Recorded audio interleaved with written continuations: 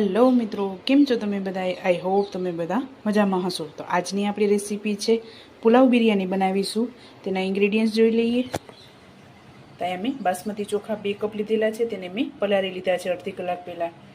અહીંયા 1 કપ દહીં લીધેલું છે, 3 નંગ ડુંગળી લીધેલી છે, 2 નંગ બટેકા, 1 તીખી મિરચી લીધેલી છે, સ્વાદ અનુસાર મીઠું, ગરમ મસાલો આપણે પુલાવ બિરયાનીનો ગરમ મસાલો આવે છે તેનો મેં યુઝ કરેલો છે. અહીંયા આદુ અને લસણની પેસ્ટ, વઘાર માટે આખું જીરું, અને અહીંયા મેં તેલ ગરમ મૂકી દીધું છે મોટા 3 ચમચા જેટલું.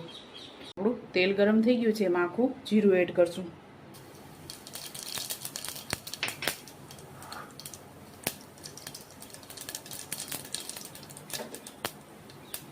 ત્યારબાદ ડુંગળી એડ કરશું.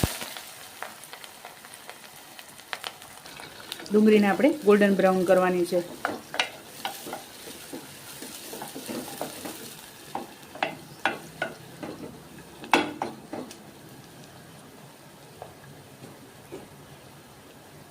તો આપણી ડુંગળી ગોલ્ડન બ્રાઉન થઈ ગઈ છે, એમાં આપણે મિરચી એડ કરશું 1, અને આદુ અને લસણની પેસ્ટ એડ કરશું.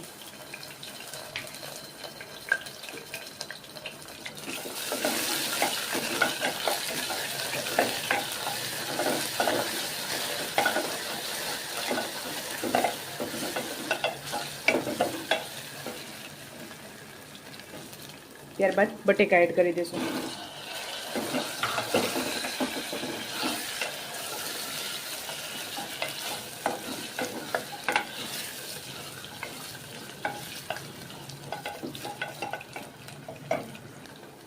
ત્યારબાદ આપણે ગરમ મસાલો એડ કરશું. સ્વાદ અનુસાર મીઠું એડ કરશું.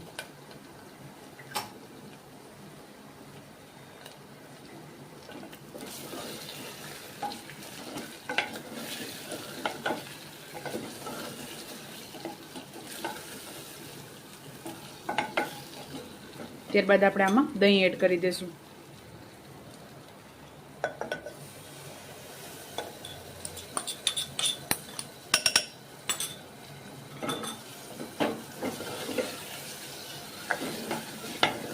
દહીંને મેં અહીંયા ફેટીને એડ કરેલું છે.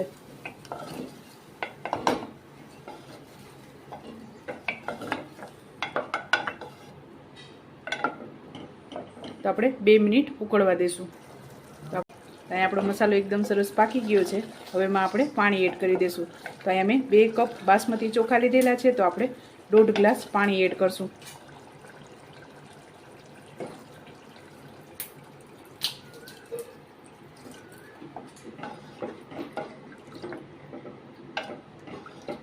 તો આપણે પાણીને ઉકળવા દઈશું. પાણી અહીંયા ઉકળી ગયું છે, તો એમાં ચોખા એડ કરી દઈશું. અને મેં 2 થી 3 વખત ધોઈને જ લીધેલા છે. તો આપણે આને ઢાંકણ ઢાંકી મીડિયમ ગેસ ઉપર 3 વિસલ લેશું. આપણે આમાં પુલાવ આપણો રેડી થઈ ગયો છે, અને કુકર ઠંડુ થઈ ગયું છે, તો આપણે જોઈ લેશું.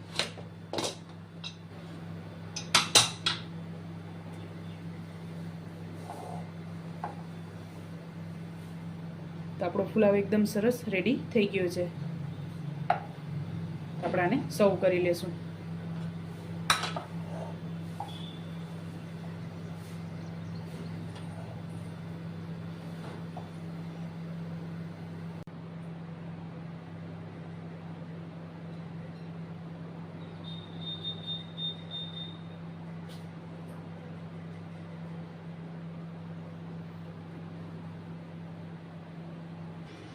તો ચાલો મિત્રો, તૈયાર છે આપણો બિરયાની પુલાવ. તમે પણ આ જ રીતે બનાવજો અને મને યાદ કરજો. મારા વિડીયોને લાઇક, શેર અને સબસ્ક્રાઈબ કરવાનું ભૂલતા નહીં. તો ચાલો મળીએ નેક્સ્ટ વિડીયોમાં. તો ચાલો મિત્રો, તૈયાર છે આપણો બિરયાની પુલાવ. તમે પણ આ જ રીતે બનાવજો અને મને યાદ કરજો. મારા વિડીયોને લાઇક, શેર અને સબસ્ક્રાઈબ કરવાનું ભૂલતા નહીં. તો ચાલો મળીએ નેક્સ્ટ વિડીયોમાં.